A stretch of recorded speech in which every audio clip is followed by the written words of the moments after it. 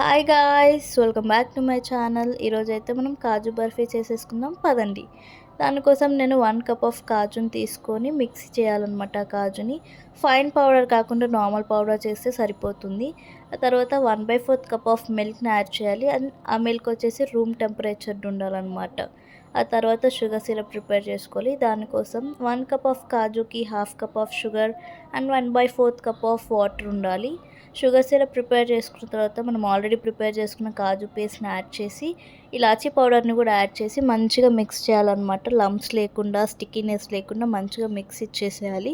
ఆ తర్వాత ఒక ప్లేట్కి గీ అప్లై చేసి మనం ప్రిపేర్ చేసుకున్న కాజు పేస్ట్ని స్ప్రెడ్ చేయాలన్నమాట. ఆ ప్లేట్ మీద స్ప్రెడ్ చేశాక మనకి ఇష్టం వచ్చిన షేప్లో అయితే కట్ చేసుకోవాలి. నేను డైమండ్ షేప్ ట్రై చేశాను కానీ అది ఆ షేప్ రాలేదు. సో నేనైతే ఇలా మంచిగా ఘాట్లు పెట్టేశాను. And it's tasting time. Taste అయితే చాలా బాగుంది. అంటే బయట దొరికే కాజు బర్ఫీ లాగే ఉంది, కాకపోతే షేప్ రాలేదు. టేస్ట్ అయితే చాలా బాగుంది. ట్రై చేయండి.